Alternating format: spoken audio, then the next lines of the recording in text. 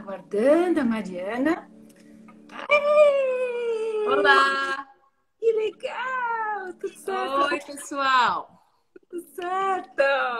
O pessoal está chegando.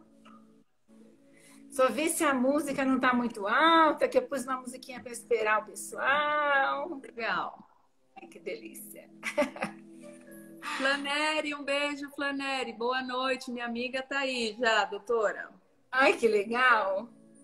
Tem gente que tá fora do Brasil que falou que não ia dormir. Marcele tá aí. Ei, Marcele! O pessoal tá no campo, o pessoal tá no exterior, tá todo mundo se segurando aí. Ai, que legal! Muito bom. Eu não vou ficar apertando tchauzinho, porque uma vez eu fui apertar, caiu a live nos 3 dias. Vou só pegar uma coisinha aqui. Vai. Eu já tinha esquecido. Bruna, ai, que legal. Fátima, ai, que legal. Karina conseguindo, ai, que legal. Muito bom. Bem-vindos, bem-vindos. Nesse dia gostoso, friozinho. Ai, que legal. Do jeito que a gente gosta, né, Carmen? Do jeito que a gente gosta. Nossa, do jeito. Muito bom. A E assim, Gláucia, minha amiga. Um beijo pra Gláucia. uma delícia. Mas é um encontro, é virtual, mas dá um calor na gente, não dá? Eu vou te contar que esse é o segundo encontro que eu participo dessa natureza. Eu acabei não promovendo nenhum por não ter intimidade com a plataforma e eu também, enfim, acabei me imergindo na vida familiar, né? Com essa conta do ensino à distância, isso nos tomou bastante energia.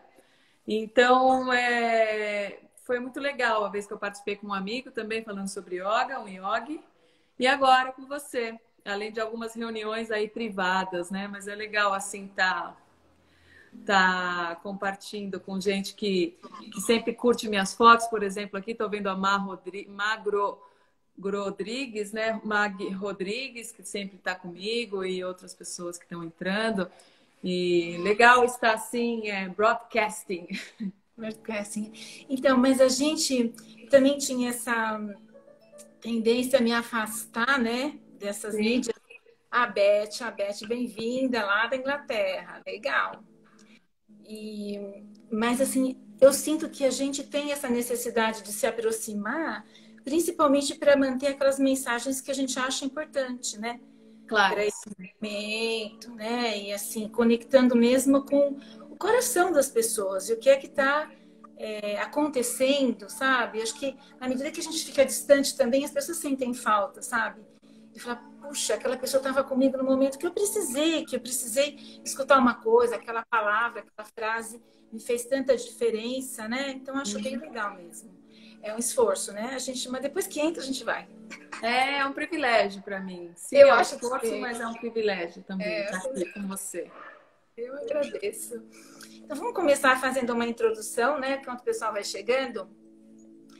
Então, assim, para quem não me conhece, né? Tem seguidores da Mari, meus seguidores no meio, gente que não conhecia, que já se identificou, né, com a necessidade de escutar um pouquinho sobre isso. Então, meu nome é Carmen Carvalho, eu sou de crianças e trabalho com as constelações familiares nas relações, né, com as famílias e tem ajudado bastante. São aspectos que acabam surgindo no dia a dia, quem sabe a gente até cita depois alguns exemplos e tal. E aí, a convidada nossa especial hoje é a Mari, né? A Mariana, que tem um super de um currículo, uma pessoa com coração de ouro, né? E tem uma experiência, né? Teve o privilégio de cavar, conseguir uma experiência com grandes mestres, né?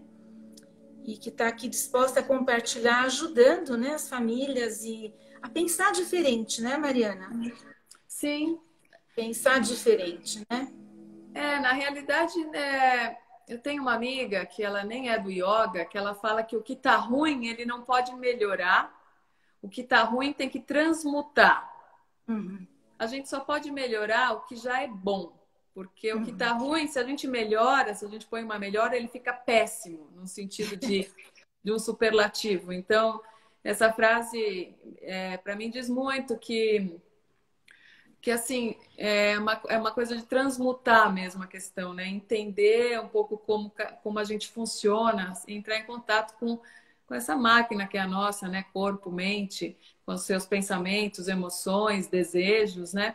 Porque a mente, ela tem um funcionamento que é comum a todos nós, né? Por mais que a gente experiencie diferentes emoções, muitas vezes emoções misturadas, que são muito comuns, a gente não tem a prática de discernir quais são as emoções em que determinado momento. A gente não tem essa vivência na nossa educação, nem mesmo familiar, muitas vezes, né? E o yoga traz essa tradição de olhar, de auto meditar sobre você mesmo, né? Então, antes da gente poder lançar um olhar sobre o outro, a gente tem que criar algum vínculo conosco, poder nos enxergarmos como somos, sem superlativos nem diminutivos, né? Porque você falou legal que eu tenho um coração de ouro, mas na hora eu fiquei pensando, nossa, somos todos luzes e sombras, a gente não consegue fugir a isso. Então, a gente reconhecer também onde estão essas sombras e poder levar luz nesse lugar, né? Eu acho que isso é um pouco a coisa do yoga, porque essas sombras, de alguma maneira, elas podem vir a nos atrapalhar no processo de evolução pessoal, que, a meu ver, é a nossa função aqui, né? Encarnados nessa terra, nesse momento. A gente vem para evoluir, inclusive esse momento que estamos vivendo todos coletivamente no mundo inteiro. Nós, os afortunados que não estamos em uma situação de vulnerabilidade muito grande, talvez estejamos mais vulneráveis em algum sentido, mas não estamos. Nós que temos, acho que, acesso à internet, acesso ao aparelho, hoje em dia nós talvez não estejamos numa vulnerabilidade total, né? Então é um momento que realmente pode nos convidar a uma evolução até mais profunda do que um cotidiano normal, que eu vou e faço uma aula de yoga. Não sei, é um momento que eu acho que o yoga, mais uma vez, como ciência milenar que prova sua eficácia enquanto ferramenta de autoconhecimento e de evolução de para consigo mesmo e, posteriormente, de evolução para a criação de um entorno, né? Porque o yoga acredita que se você conhece você mesmo e se cuida, você consegue conhecer melhor, entender melhor a sua realidade ao redor e criar uma realidade mais favorável através dessa mudança, dessa transmutação, já que é mais que uma mudança, uma transmutação, o que não serve mais, ele não vai ser trazido de novo, a gente reconhecer o que não serve para a nossa evolução e abandonar, né? Nos desapegarmos. E para isso o yoga tem os seus degraus, as suas pétalas, né? Os seus limbos, se falam mais ou menos esses 3 termos para falar sobre esse caminho ascendente do yoga, né? Como o yoga enquanto ferramenta, porque o yoga ele não é uma finalidade em si, né? Não somente o yoga dos asanas conhecidos aqui no Ocidente, mas também o yoga da meditação, do exercício respiratório, das regulações internas e externas, que a gente pode falar mais, se for o caso, doutora, se você quiser. Mas ele não é uma ferramenta em si, ele tem um objetivo. E é sempre importante a gente ter claro um objetivo para não ficar perdido numa viagem até egóica, quer dizer, você pode até reverter tudo e achar que você virou um yogi, sendo que você não tem noção da realidade ao seu redor, que não tem nada a ver com isso. Não é se isolar no mundo e achar que você está no alto da montanha, sendo que você está aí chafurdando na lama e nem percebe. Então, uma coisa de perceber uma realidade, né? Como ela é, sem brilhar ela nem ofuscar, é uma coisa de aceitar as coisas como são um pouco, né? E isso é uma coisa constante e eterna, né? Para quem está aqui encarnado. Mas eu imagino que você tenha perguntas, doutora, a partir daí. Curiosidades e tudo, mas assim, você veja que eu falei do coração, porque por você ter escolhido esse caminho, você já demonstrou qual é o seu coração, né? Porque você se identificou com tudo isso. Luz e sombra tem mesmo, né? Mas o que importa é o que te moveu, né? Dentro desse caminho, que é fantástico. Mas assim, teve alguma curiosidade que todo mundo quer saber, né? Teve algum momento, alguma influência, alguma pessoa que fez com que você enxergasse no yoga uma possibilidade de caminho? Olha, eu posso dizer que a maternidade em si me levou para um estado de yoga. Assim, a parto natural, para quem já experimentou, é um lugar à parte, né, da realidade, porque é um processo de se transformar em mãe, né? E a consequente, assim, doação enquanto mãe, essa questão de amamentar. Eu não usei fralda nas meninas, algumas presentes aqui sabem como foi essa rotina da Joana pequenina. Então, assim, para além de um professor, assim, eu posso dizer que a maternidade foi o que me centrou tanto numa coisa de dever e de prazer nesse dever, que eu enxerguei o yoga que eu já estava praticando como uma possibilidade de aprimoramento pessoal que continua sendo para mim, né? Eu me dediquei muito às crianças e elas continuam sendo a coisa primordial a qual eu me dedico. Mas o yoga, eu comecei a ter mais tempo de estudar, praticar, conhecer outras pessoas, outros praticantes, outros mestres. E sempre que eu estou com essas pessoas, estou na companhia delas, eu tenho, sabe aquela certeza que você está no lugar certo, com as pessoas certas, e é aqui mesmo que eu quero?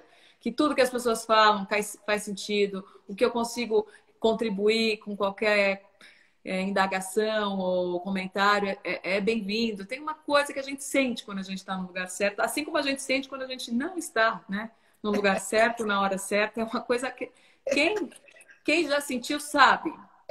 Então, não é ligado a uma pessoa em particular. Acho que é mais ligado a essa coisa que a maternidade me deu uma seriedade, assim, uma coisa que a gente tem no yoga de tapasya. Tapasya é uma austeridade. Então, me deixou uma mulher mais austera, no bom sentido, desse sacrifício de amamentar à noite, de me dedicar, de procurar entender. Isso me deixou uma mulher mais austera, mais centrada. Então, para mim, foi muito bom.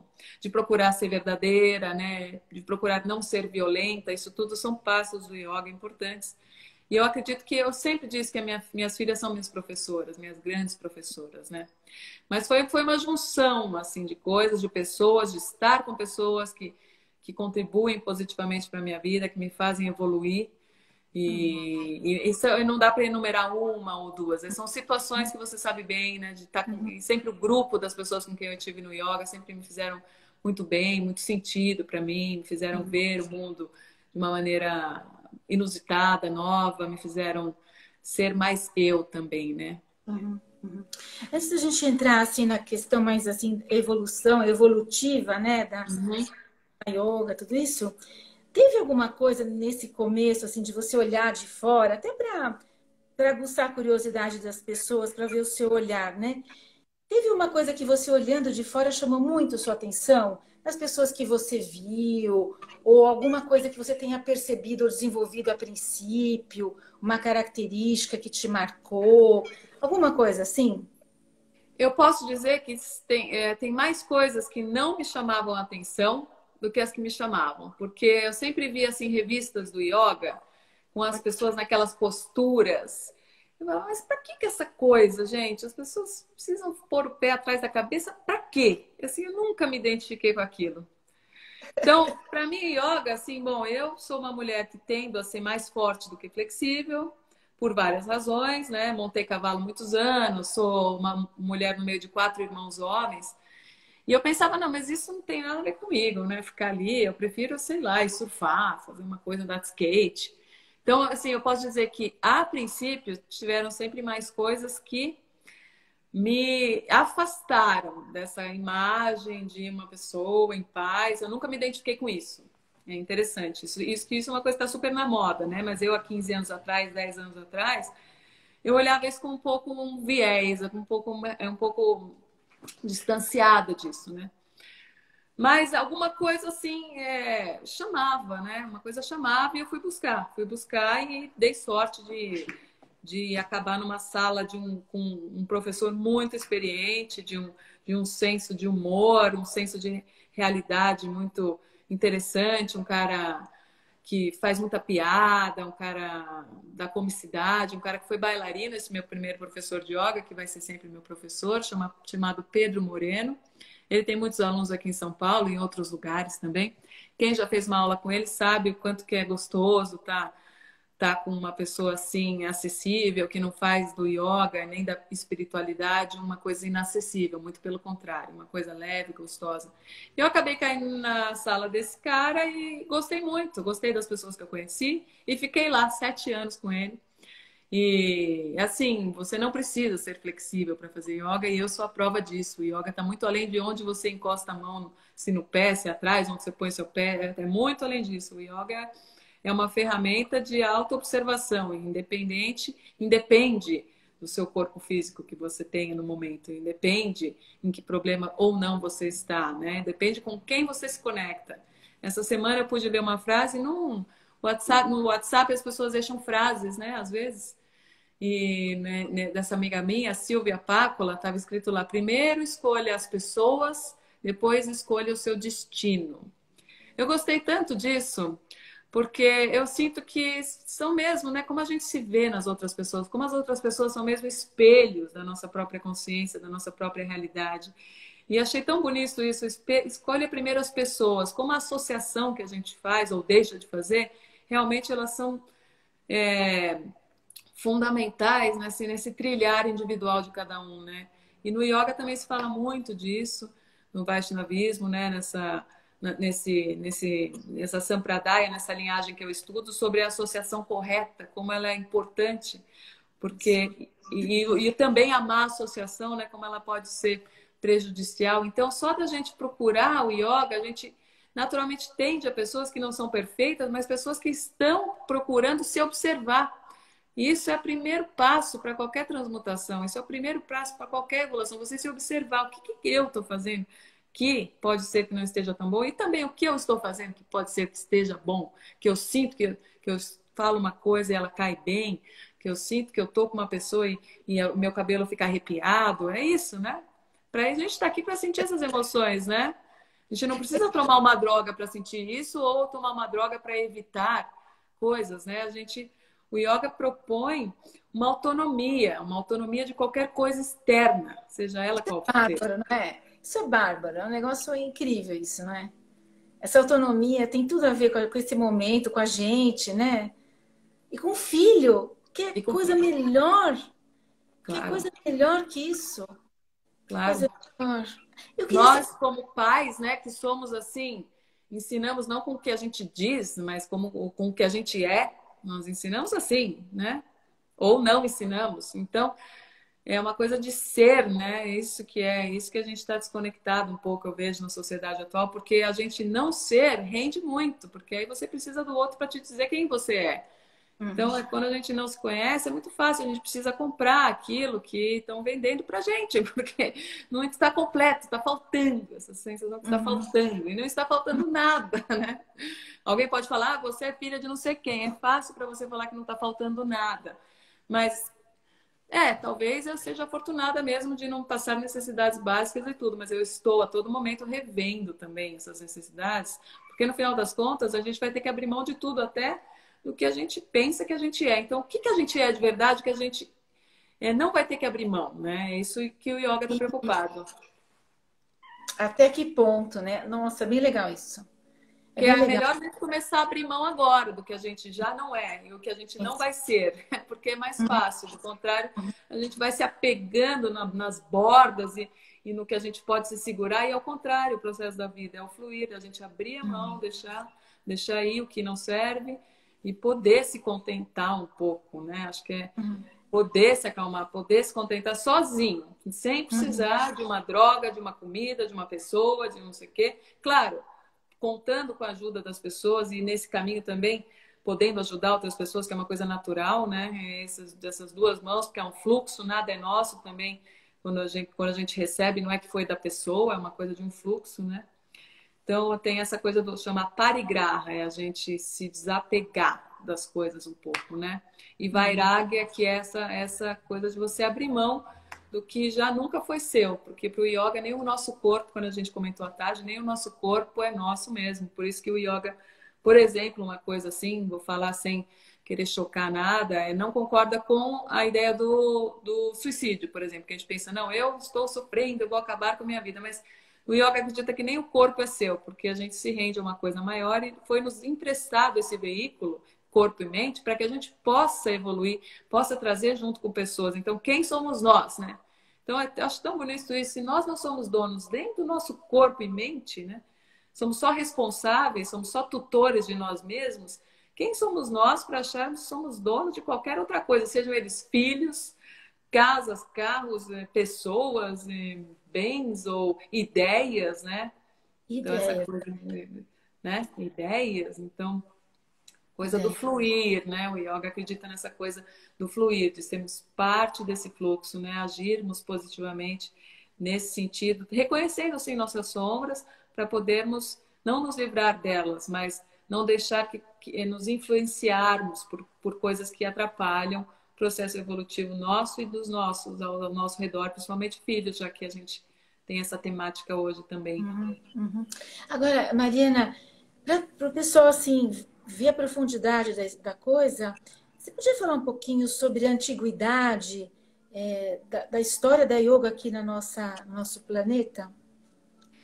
Bom, como muitas tradições, o conhecimento era passado oralmente, né? Até mesmo, por exemplo, eu sou mãe de duas meninas, a gente gosta muito de fábulas e também histórias, contos de fada, essas coisas, né? Os contos dos irmãos Grimm, os contos do Andersen, né? A gente gosta muito disso. Então, você vai ler lá os irmãos Grimm e você vai ver que aquelas histórias todas não foram eles que inventaram e ficaram famosos com isso. Eles compilaram as histórias que eram contadas na Europa inteira, no caso deles, mais especialmente essas específicas da Alemanha. Então, eles são histórias que vão sendo contadas e que vão ensinando coisas, vão trazendo ensinamentos, modos de ver a vida, né? Então, essa tradição oral tem muito mais tempo do que veio a vir escrito aqui no papel. A mesma coisa com yoga. Então, os textos mais antigos, como por exemplo o Mahabharata, que é esse épico muito famoso, o maior épico do mundo e o primeiro épico dessa natureza, ele tem uma data que eles dizem que está para lá de 4, 5 mil anos.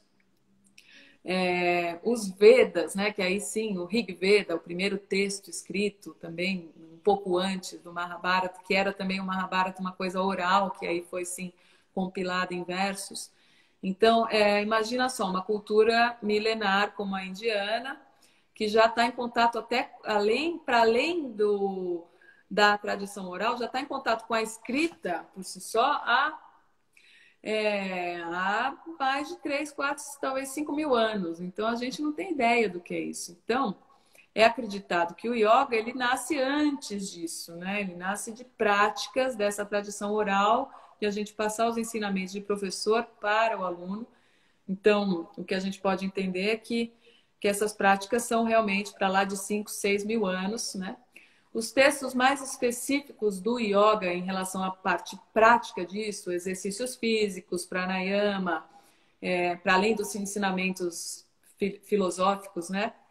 A gente consegue datar eles para 2.500 anos, que são os Yoga Sutras de Patanjali, um texto famoso compilado por Patanjali, e as pessoas podem pesquisar isso. São sutras, né? Sutras que são coisas resumidas. Então, toda uma ideia, toda uma prática está resumida ali num sutra, que tem a ver com uma prática, né?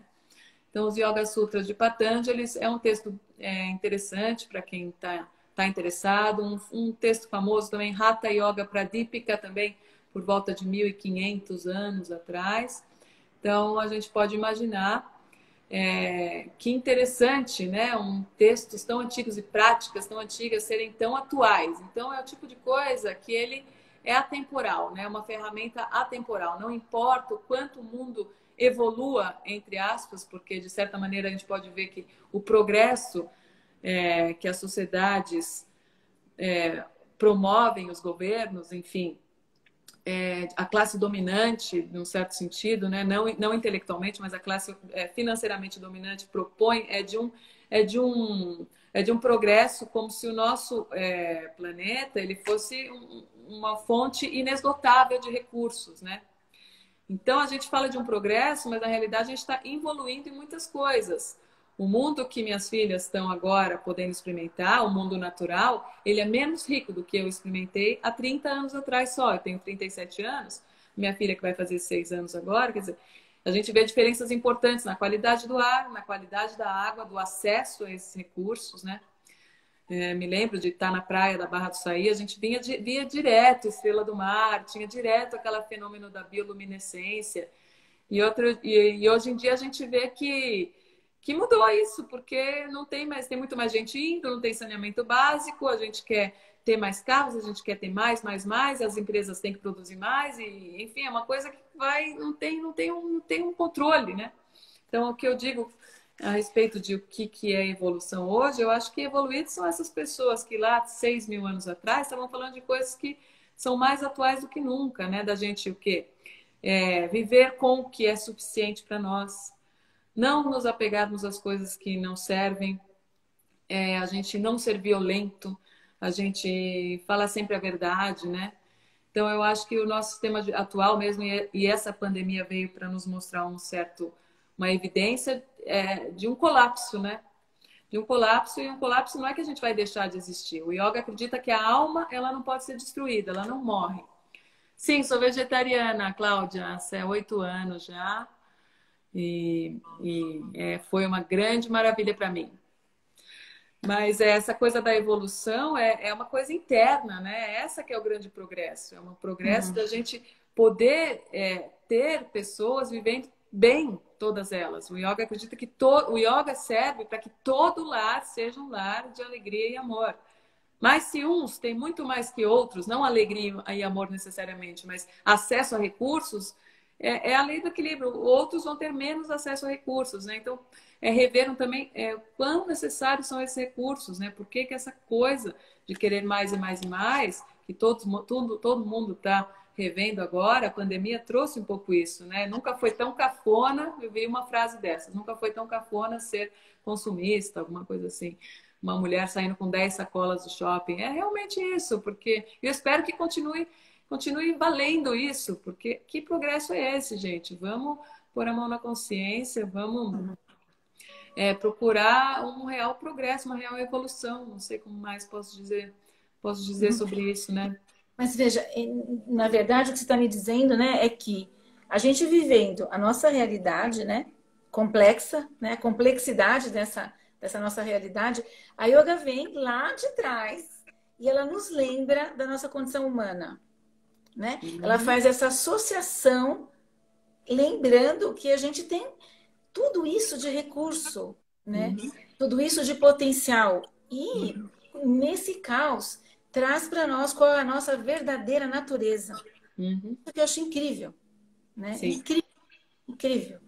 Como que lá atrás... Então, a gente é o mesmo ser humano. A gente passou por esse processo, mas a yoga, né, pelo que eu tenho estudado agora, depois que a gente combinou de conversar, foi uma oportunidade de você lembrar disso. E não só lembrar, de você resgatar através das práticas, não é? Eu separei por coincidência, que eu nem sabia que era tão importante assim. Eu separei daquele sutra, porque falou em sutra, eu adoro, né? Ah, que legal. Daquele sutra que você falou do Patanjali.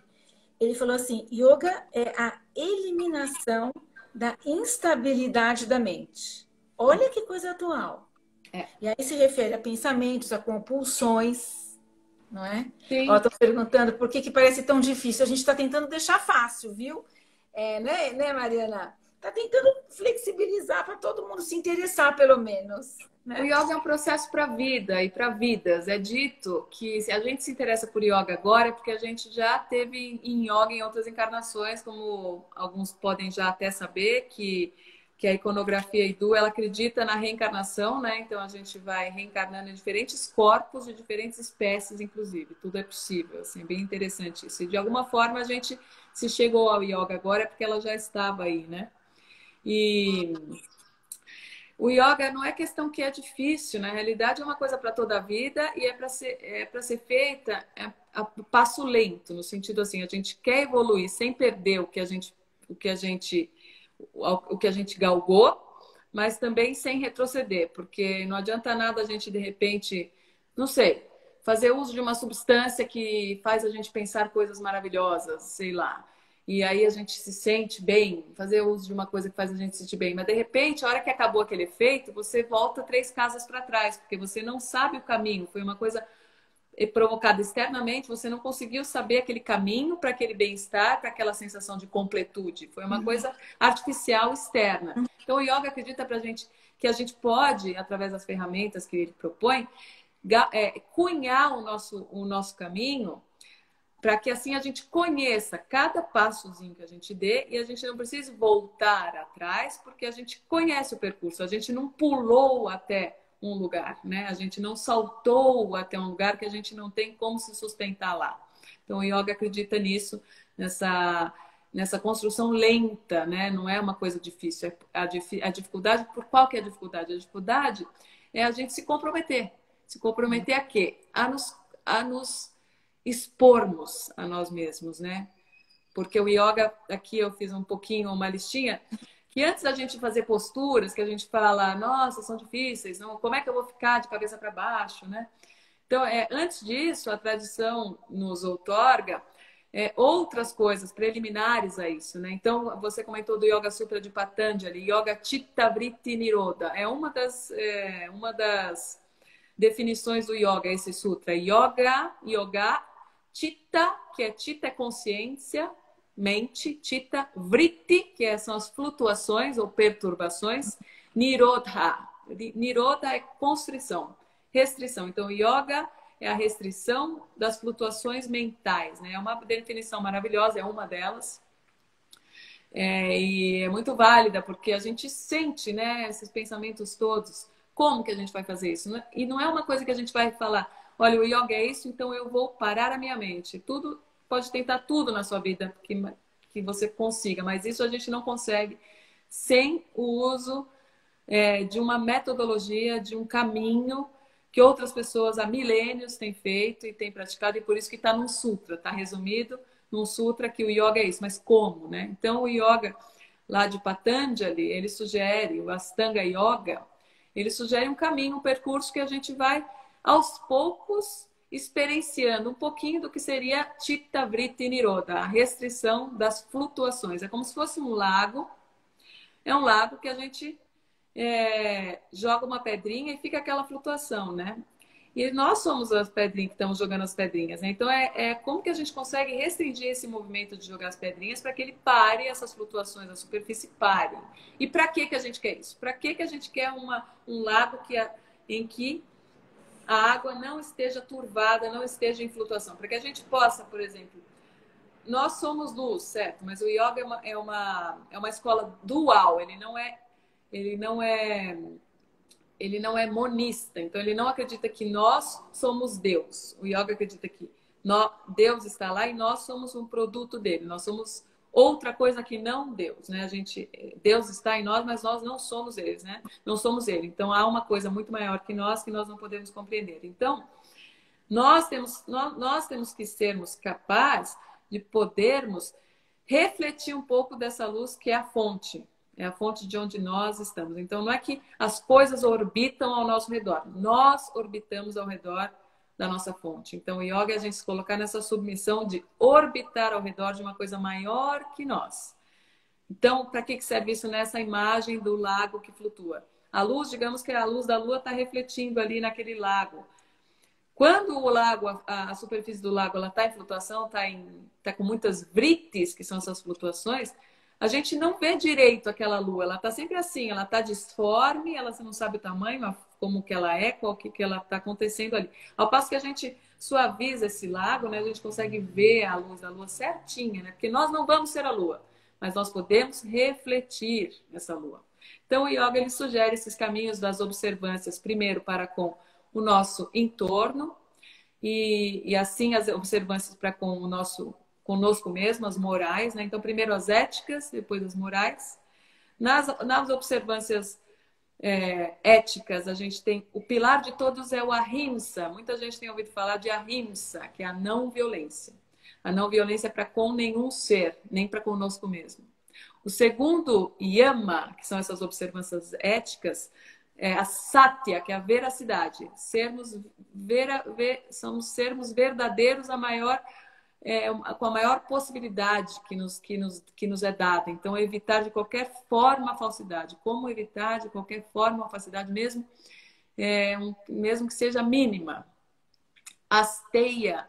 Asteia é o não roubar, que a gente fala também, não cobiçar ideias, conquistas, objetos, né? Então é você se abster desse impulso da gente se apoderar de ideias ou objetos de outras pessoas. Então, quer dizer, o yoga está mostrando para a gente que a gente tem impulsos, sim, violentos, que a gente tem impulsos, sim, de não veracidade, porque talvez seja mais fácil às vezes, que a gente tem impulso sim de nos apropriarmos de coisas ou ideias. Opa, voltei.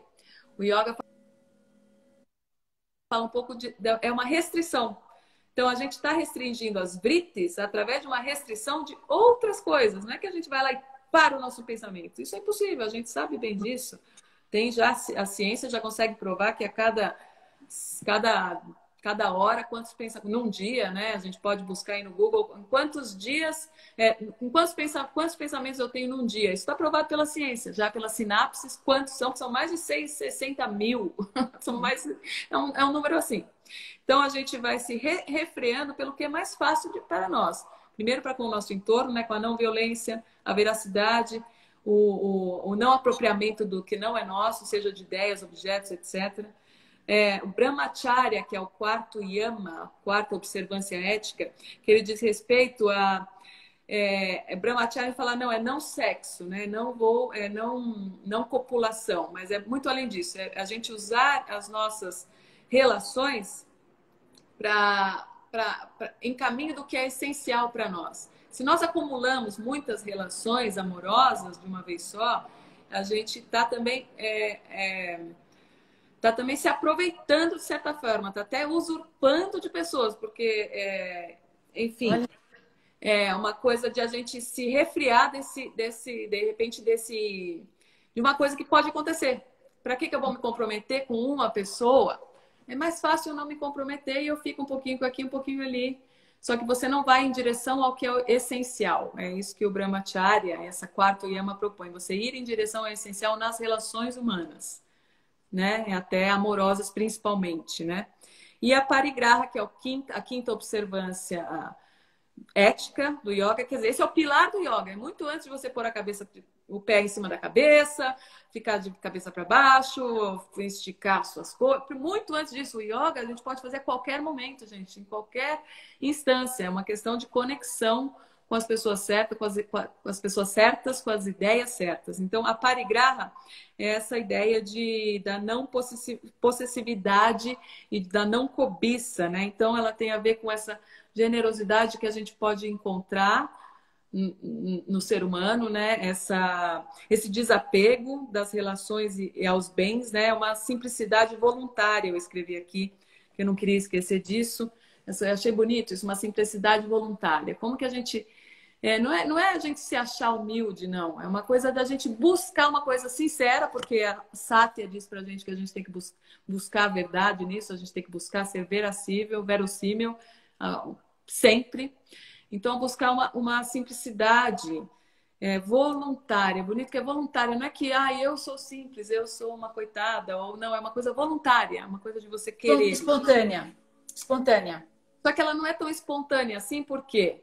A espontaneidade é muito importante, mas ela tem que ser uma coisa cuidada, porque Entendi. o yoga mostra pra gente que a gente tem tendências que não vão a isso. Senão não estaria escrito nos Yoga Sutras que a gente tem que cultivar essas outras coisas. Senão seria normal. Nós não somos violentos, nós somos sempre verdadeiros, nós somos essenciais e nós somos simples voluntariamente, né? E nós não roubamos nada do que é do outro. Não é bem por aí, senão não estaria escrito que, olha, vamos cultivar isso, porque o contrário a isso pode nos levar a uma involução. E não é o que a gente quer, né? Pelo menos eu imagino quem está já conectado aqui ouvindo, de alguma forma já está buscando outras coisas, evoluir pessoalmente, né? Mesmo que a gente não saiba como direito. Porque senão a pessoa que está ouvindo isso, ela não consegue ouvir isso, que eu já vi acontecer, não consegue, é uma coisa que não dá, porque dói, machuca, não posso. Isso. Então o yoga é acessível a qualquer instante, uma coisa da gente realmente querer, né? Tem uma pergunta da Meg Rodrigues que ela falou, a gente vai falar mais, tá, Meg? Mas eu queria, resumindo o que a pedir um resumo da Mariana, disso que ela falou agora, porque a Meg perguntou o seguinte: como que a yoga poderia ajudar, por exemplo, o meu filho, sendo que ele vai numa escola como essa escola que ele vai, né? Que a gente sabe tudo o que acontece, mas pensando nesses princípios que você citou, então esses princípios vindo dos pais, por exemplo, do cultivo dos pais, você consegue fazer não com que haja um isolamento do seu filho, não é? A escola vai ser aquela escola, por mais que você mude de escola, mas você mudou a visão do seu filho completamente com relação ao entorno dele, primeiro, né? E aí, nossa, a gente vai conversar no final, eu também fiz um resuminho para a gente levar isso para as mães, né? Mas esses princípios, você quer costurar esses princípios para a Meg, no caso da criança? Claro, eu acho assim, como a gente falou sobre essa coisa da autonomia, né? Que é importante, eu acho que essa coisa, por exemplo, de eu ter parto natural, né? A gente fala, nossa, tão mais fácil ir lá, corta a barriga e tudo. Mas não, eu quero ter um processo autônomo, né? E eu quero que minhas filhas tenham autonomia também. Então, eu não vou colocar na mão de uma escola qualquer responsabilidade muito grande, gente. A escola é importante, é um lugar que hoje em dia é onde as crianças se encontram, onde elas aprendem o que é o diferente da família, o que tá aí, né? Eu acho que é importante. Só que, assim, eu sempre acreditei nisso e na minha casa foi assim. A base nossa é dentro de casa, né? Como nossos pais veem a vida, que ambiente é esse que a gente está inserido quando é criança, que tudo é superlativado, né? Tudo fica ali registrado de uma maneira muito diferente. O yoga acredita que os samskaras, essa palavra tão bonita em sânscrito, que tem a ver com o que a gente vive, samskaras são as impressões. Então, o yoga acredita que qualquer coisa vivida, nessa vida principalmente, mas em outras, nunca é esquecida pela consciência. Ela fica marcada, é um imprint, ela está printada lá na consciência até o momento ela se revelar. E na infância, como tudo está com um sistema novo, né? Você reencarnou. Falando nessa crença, gente, quem não acredita está perfeito, mas contando um pouquinho do que eu tenho estudado, né? E também trazendo essa tradição. Você reencarnou, então tá novinha somente, então qualquer coisa na infância, qualquer experiência, por menor que seja, né, ela fica marcada de uma maneira diferente, porque tá meio em branco, né? Depois a gente vai acumulando mais e mais e mais, e eles ficam mais inacessíveis as coisas, mas na infância a gente sabe que às vezes um cheiro pode nos remeter a uma infância, é tão bonita a coisa com o cheiro, né, que é o sentido primordial para o yoga, é o primeiro que vem é o cheiro, né? Não é o primeiro, na verdade, mas é o mais básico. O primeiro é a escuta, que nem na Bíblia, o primeiro fez-se o verbo também no yoga, né? Esse é o mais refinado da escuta. Então, o yoga acredita que, assim, muito do yoga ele vai ser transmitido aqui, ó, com a nossa capacidade de escuta. Por isso que tem essa coisa da gente se associar com as pessoas certas. Nem que seja a escuta do silêncio, né? Que esse é o processo meditativo, é a escuta do silêncio. Então, em casa, é isso. A gente tem que promover um pouco de escuta, como é a nossa comunicação para com nossos filhos, né? Se nós soubermos escutá-los, eles saberão escutar-nos. Se nós soubermos chegar a eles de uma maneira com sentido, que nem eu estava falando com a associação, né? Nossos filhos não caíram nas nossas mãos por acaso, que não são, eles são deles mesmos, os filhos, mas eles chegaram à nossa família por questões muito importantes aí decididas aí num outro plano, que é o plano que o yoga está preocupado. Então, se uma alma chegou dentro da nossa família, é por uma razão muito definida, é aquela alma que tem que estar lá. Então, tem sentido aquilo. Então, a gente tem que confiar nisso daí, a gente tem que confiar nas pessoas que estão à nossa volta, principalmente nossos filhos, já que a gente está falando disso agora, né? Que nós somos sim capazes de dar o melhor de nós para eles. Então, acho que essa é a educação primordial, darmos o melhor de nós para eles. Às vezes vamos cometer deslizes. E assim eles também poderão cometer deslizes também, porque nós cometemos. Nós estamos aqui nesse plano, somos humanos. Isso é importantíssimo, aquela questão da perfeição, né? Não. Por causa disso, não tem como, né? Mas leveza, né? Leveza, né? Tudo bem o deslize, ele vem a caminho, ele vem em função da evolução, ele vem para isso. A gente erra. Eu sou uma mãe que não consegui ficar com o pai das minhas filhas por causa do yoga. O yoga me fez ver coisas que eu falo, não consigo mais. não tem, é longe do perfeito. Eu sei o que eu passo. Você, como minha doutora, doutora Carmen, doutora das minhas filhas, sabe bem que não é fácil. Só que mais difícil ainda é ficar numa situação que já não tem mais sentido nenhum. Porque como é que eu vou me comprometer aqui com Sátia? Como é que eu vou me meter com a veracidade? Como é que eu vou me comprometer com a não violência para comigo mesmo? Se eu estou numa situação que eu já não tenho sentido nenhum. Aí eu vou começar a me apropriar do que é dos outros. Vou começar, de repente, a ser infiel, no sentido assim, né? Que a gente conhece aqui.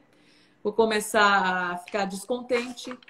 Então, já que você comentou sobre esse tema, eu acho que vale a pena a gente falar sobre os niyamas, que é o segundo passo do yoga, que é um pouquinho antes dos asanas. Depois que a gente se relaciona com esses yamas, que são as observâncias éticas, e com os niyamas, que são posteriormente as observâncias morais de nós para conosco mesmo, que vem assim, são, digamos, prescrições psicofísicas. Então, ele já tem uma coisa de fisicalidade com a psique. Do yoga nunca é separado o físico da psique, né?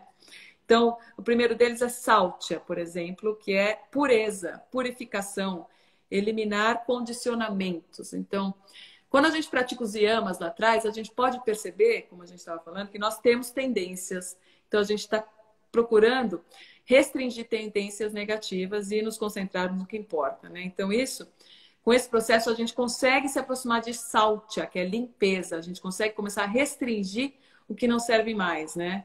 Isso em tudo. Restringir o que não serve mais como comportamento, como pensamento, como alimento, como associação, como ação. Porque o yoga não é você fazer a mais do que você precisa, nem a menos. É fazer o justo. E é o mais difícil. Fazer o justo necessário. Santosha, o segundo niyama, é o contentamento. Santosha se pode traduzir com contentamento, uma renúncia, é um sacrifício do que não serve, né?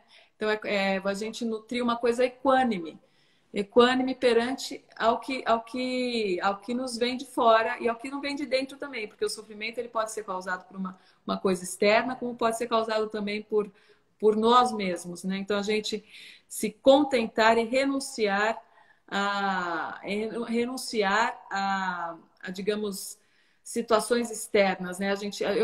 Eu me abstenho de me chatear com isso, porque está fora do meu controle, né? Ou ao que está o meu controle, não, eu me abstenho de alimentar um sentimento que não me ajuda, porque eu preciso manter o meu santosha, eu preciso estar contente, eu estou aqui encarnada, eu estou com essa chance de evolução, eu preciso me contentar com isso, é suficiente só estar aqui.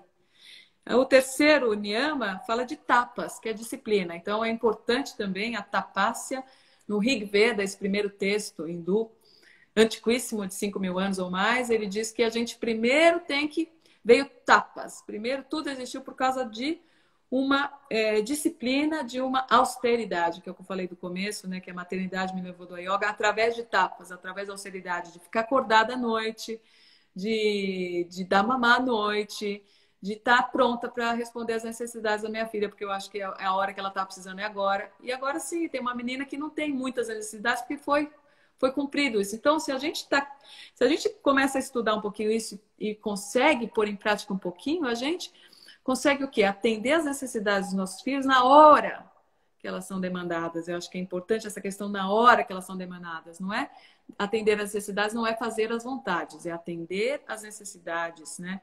Com discernimento, né? Que nós adultos podemos ter, né? Porque nós estamos para darmos contornos, né, doutora? A gente sempre fala sobre isso. Nós estamos para darmos contorno para as crianças que são expansivas. O yoga ensina a gente também a ser expansivo, mas ao invés dessa energia aí ir para esse todo e se perder, a gente tem que estar toda hora criando, ensina a gente a conter. Porque é a contenção do quê? Dos sentidos, é a contenção da flutuação, é a contenção da tendência negativa, do condicionamento.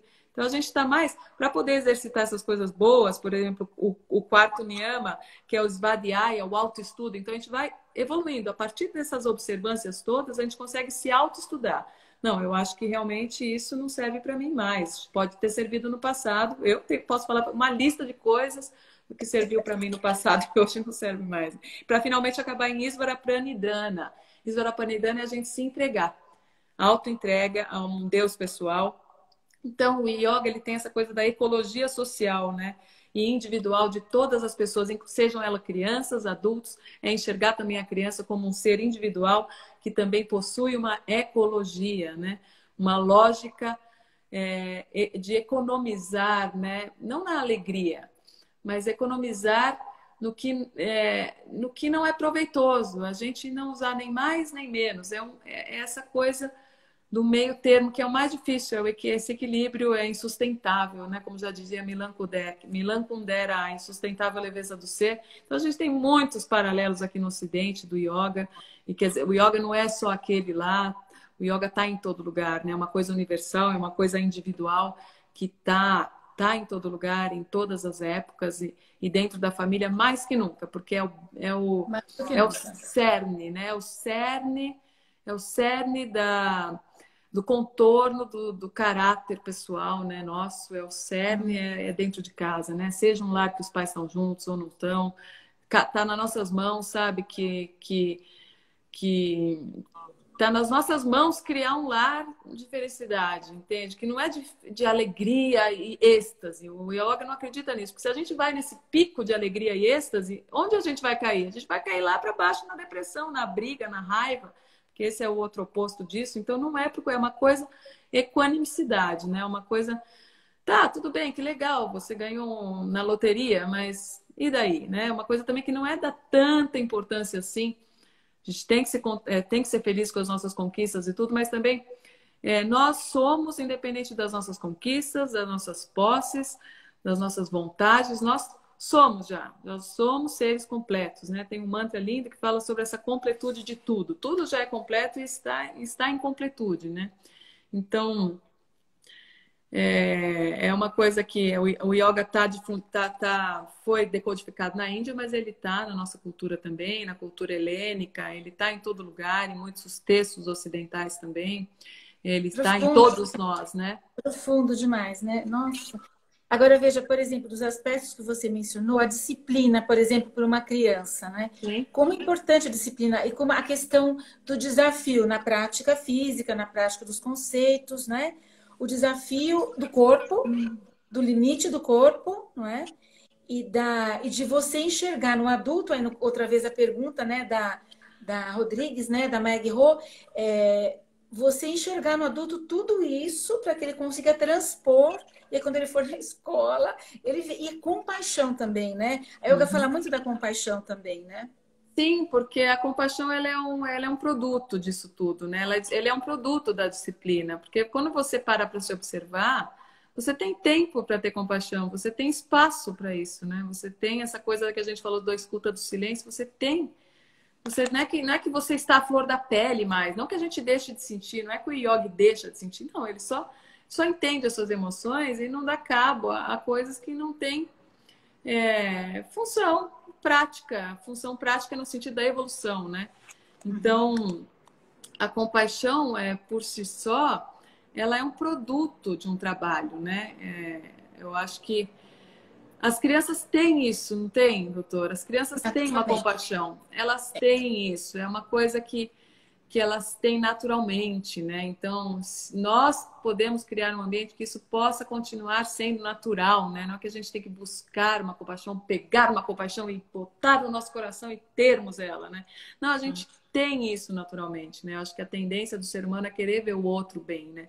Qualquer coisa que não seja nesse caminho já é patológico, né? Mas as tendências patológicas, elas estão aí. Por isso que tem ferramentas, tipo yoga, tipo a constelação familiar. As ferramentas estão aí porque existem tendências patológicas e não está na mão de ninguém a lidar com essas tendências patológicas. Só nós mesmos. Eu não posso lidar com a sua tendência patológica, doutor, eu posso. Não posso. Só posso lidar com a minha. Mesmo a criança... A criança, né? Imagina só, eu vou precisar de algumas vidas. Eu sei que com essa não vou bastar. Para quem já está familiarizado com o contexto de reencarnação, eu já sei, confesso que essa não basta para mim. Mas no sentido da criança, eu acho que a gente, enquanto pais, temos que fazer a nossa parte, né? A gente não pode depositar na criança tudo. Se nós não temos tapácia, se nós não temos disciplina para conosco, se eu não vou dormir cedo, como é que eu vou ficar falar pro meu filho, olha, é hora de você dormir, mas eu tô lá na minha televisão, lá no meu aparelho digital, eu estou lá, quer dizer, não tenho, né, uma coisa que ajuda. Então, é muito importante a gente poder, não é falar não das coisas, a gente tem que fazer, a gente tem que ser, a gente tem que ser. É isso que é a grande escola, né? E isso é um exercício diário, não é uma coisa simples, porque toda hora nossos sentidos estão captando informações através dos 5 que nós temos, os que são assim mais burdos, captando informações, criando pensamentos, criando emoções, criando desejos, e se a gente não se restringe, se a gente não se observa, a gente não consegue construir nada direito, né? Porque precisa mesmo se ancorar, precisa mesmo se fundir. O yoga também pode ser definido como unção, uma extrema unção, extrema unção com o espírito, uma coisa que não muta. Nossos pensamentos estão mudando nas nossas vidas, nossa consciência não tanto, mas a nossa mente. Mas a gente tem que ter um intelecto que sabe discernir para que rumo que a gente vai tomar. E é um rumo que é a cada instante, né? Eu posso escolher ficar numa emoção de tristeza e tudo, mas eu posso escolher também não. Isso aqui eu senti, eu passei por isso, por essa coisa X, é duro, mas já passou, né? Então, a mesma coisa para a criança. Se nós formos, o que é como o Gandhi falava, né? Seja a mudança, né? Se nós formos, isso não é falar sobre ela, não é mandar o outro fazer. Se nós formos, com certeza a gente já está dando qualquer base para qualquer pessoa, inclusive os nossos filhos, que nós chamamos de nossos, mas que a gente costuma brincar aqui em casa que eles são deles mesmos. Então, essa coisa da autonomia, né? Se nós queremos ser autônomos também, nossos filhos, por menor que sejam, devem também buscar isso, porque eles são, né? São seres individuais. Porque o Mari, filho só uma não... coisinha. Sim. A gente tem 2 minutinhos agora. Ah, que pena. Assim, eu vou colocar à disposição, né, Mari? Acho que você poderia responder as suas perguntas. Quem tiver mais alguma coisa, eu praticamente ouvi quase tudo. Tem uma pessoa que disse que quer saber alguma coisa, mas eu não peguei a pergunta. Se puder mandar direto no Instagram da Mari ou então no meu, a gente vai dar um jeitinho de responder, né? E eu acho que assim, daria assunto para muitas lives, né, Mariana? Tem muita coisa mesmo para ser conversada, mas acho que o básico, assim, para dar essa introdução para os pais, acho que já deu para aguçar a curiosidade, né? Sim. Né? De viver esse tempo presente, né? Que a gente está vivendo, a concentração, o foco, que são as questões básicas, né? Que as nossas crianças, junto, né? Na escola, no online, estão vivendo hoje. Acho que tem uma grande contribuição aí da yoga, dentro dessa reflexão desse caminho, né, Mariana? Desse Claro, caminho. é um caminho. É um caminho Olha, e... você fecha, Mariana, agora as palavras suas. A gente agradece Eu mais. tenho que agradecer, eu vou fechar. É só o começo, estamos abrindo aqui, né, doutora? Tomara, Estamos realmente. abrindo possibilidades aqui, a gente está abrindo possibilidades que já estão dentro de cada um, a gente não depende, né? Então, que continuem abertas as possibilidades sempre, mas com responsabilidade, né? A gente tem que se responsabilizar por nós. Sem isso, não tem como a gente ser bom pai, boa mãe, boa pessoa, bom não sei o quê. Não, a gente tem que cuidar. Então, a yoga não é para quem tem dinheiro, a gente se conecta, tem coisa online, tem coisa gratuita. Gente, tem que se cuidar, tá bem? Para aí sim a gente poder cuidar do que for, tá? Não tem essa coisa de dinheiro, não vai buscar que você vai encontrar a sua maneira lá, que sem gastar um tostão, eu prometo que você encontra. E tem coisa séria com gente séria, você vai saber discernir.